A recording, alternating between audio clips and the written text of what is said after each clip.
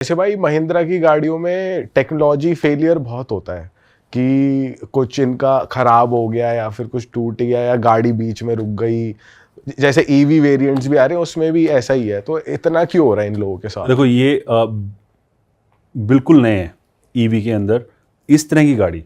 अगर हम BE6 की बात करें, XEV9 की बात करें, तो इतने ज़्यादा फीचर्स, इतनी ज़्यादा टेक्नोलॉजिकल एडवांस गाड़ी कोई और है ही नहीं। और आप उन गाड़ियों को चाइनीज़ कार के साथ में कंपेयर कर सकते हैं। जब चाइना आप जाओगे कभी या कभी देखोगे ना, तो आपको दिखेगा यार इन गाड़ियों में इतने फीचर्स कैसे भर रखे हैं, इतने छोटे छोटे फीचर्स हैं। अब वो सारे फीचर्स आपको महिंद्रा ने ऑफर कर दिए। पहला कार ब्रांड है इंडिया के अंदर जो इतना कुछ कर पाया है, और उसमें भी सब कुछ खुद का नहीं है भाई। सॉफ्टवेयर के लिए इन्होंने top notch software firm hire करी है कि आप सॉफ्टवेयर बनाओगे।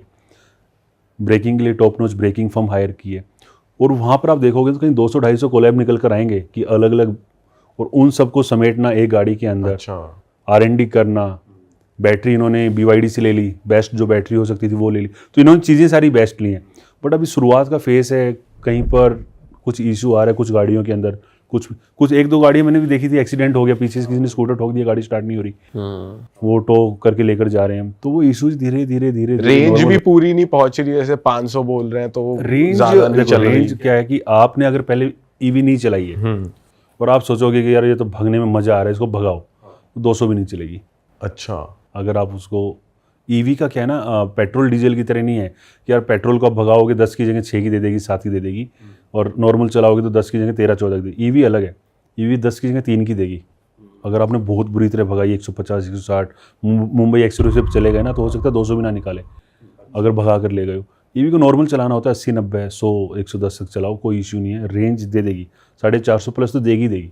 मेरे को भी दिए थोड़े दिन पहले। अगर कोई ईवी प्लान कर रहा है, किसी कंपनी ने नई ईवी लॉन्च करी है, जैसे महिंद्रा की हम बात करें, तो मतलब अगर कोई ईवी का शौकीन है तो वो 1-2 साल रुक के ले, जब नए वेरिएंट्स आ जाएं, ये बग्स और ये दिक्कतें सॉल्व हो जाएं, ऐसा कुछ है क्या? यार मैं तो सजेस्ट करूंगा थोड़ा इतना रुक जाओगे, थोड़ा डिस्काउंट आ जाए ठीक है, क्योंकि ईवी में ना डेप्रिसिएशन बहुत ज़्यादा है।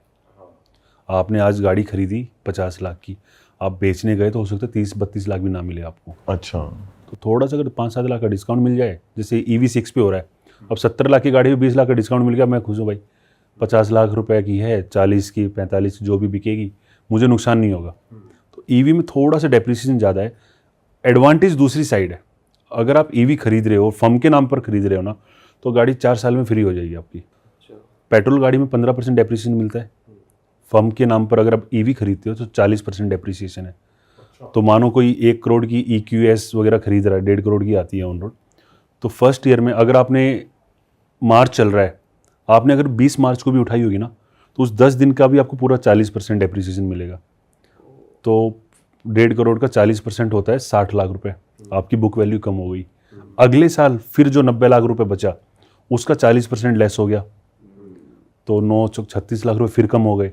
ऐसे करते करते 5 साल के आसपास में आपकी गाड़ी बिल्कुल फ्री हो जाएगी। उसके बाद कितनी भी सस्ती बिको, कंपनी को कोई फ़र्क नहीं पड़ रहा। तो आप देखना कि अभी BMW की i7 वगैरह, मर्सिडीज़ की महंगी वाली गाड़ियाँ फर्म के नाम पे बिक रही हैं, लोग खरीद रहे हैं सिर्फ डेप्रिसिएशन बेनिफिट के लिए। और चलाने में तो अच्छी हैं यार, ये भी ठीक है भाई, पॉकेट फ्रेंडली हैं गाड़ियाँ, और लग्जरी की लग्जरी है उनके। भाई ये पॉडकास्ट जो भी ऑडियंस देख रही है, अब हम थोड़ा सा ना उनके लिए आसान करते हैं चीज़ें, जो लोग गाड़ी देख रहे हैं। तो सबसे पहले मैं आपसे प्राइस रेंज पूछूंगा, आप आपके रिव्यू के हिसाब से बेस्ट गाड़ी सजेस्ट करना।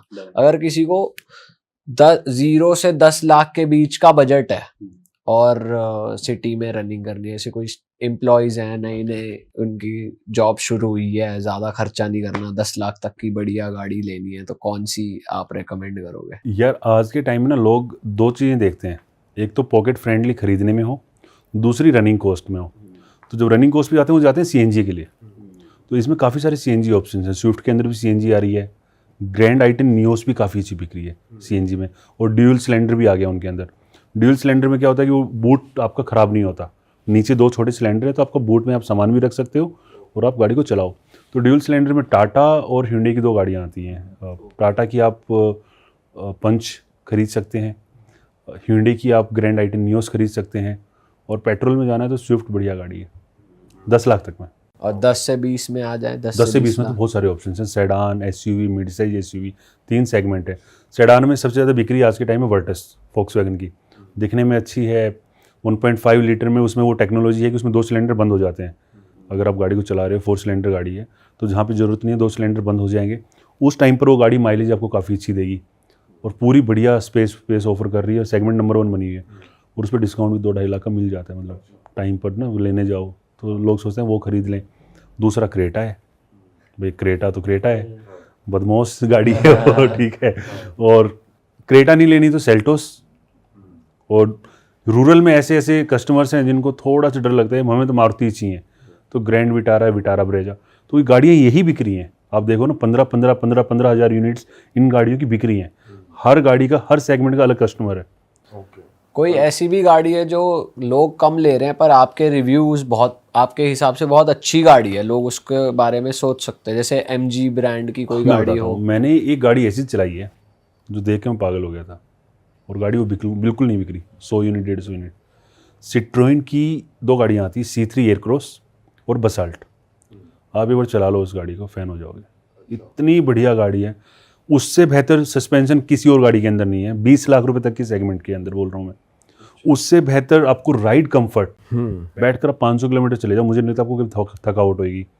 और जो परफॉर्मेंस है ना यार, टैप करोगे गाड़ी उड़ती है बिल्कुल। अच्छा। बस गलती उन्होंने ये कर दी कि सस्ता बनाने के चक्कर में उन्होंने गाड़ी बहुत सस्ती कर दी।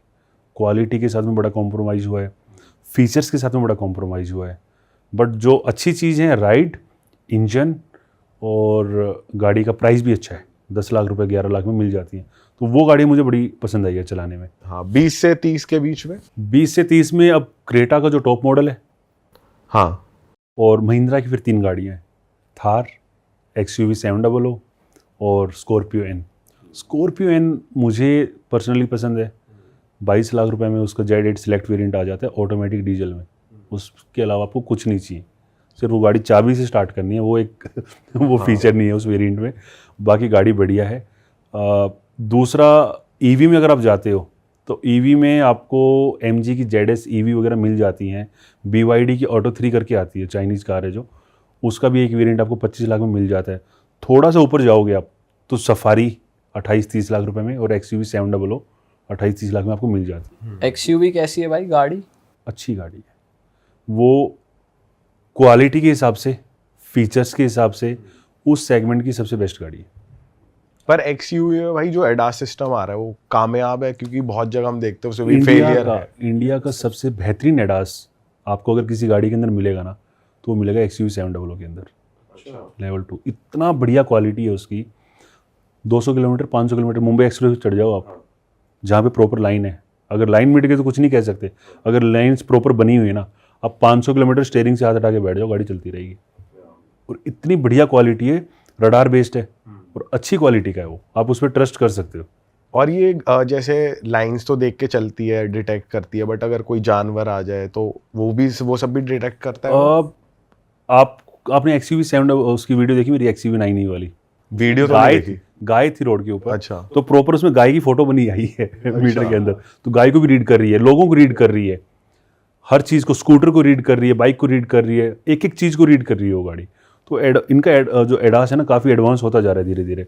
और अभी लेवल 2 है, जब ये लेवल 3 होगा, लेवल 4 होगा, जब ये कहाँ का कहाँ पहुँच जाएगा, और महिंद्रा कर देगा ये।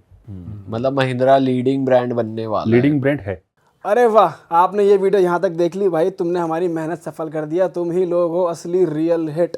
और अगर आपको बहुत मजा आ रहा है ऐसी क्लिप्स में, ऐसी वीडियोस में, तो फटाफट जाइए प्लेलिस्ट पे, बिंज वॉच कीजिए और सारी वीडियोस देख डालो और मौज काटो। That is it. हम मिलेंगे नए पॉडकास्ट में, नए क्लिप में। Till then bye bye, see you, take care, do subscribe.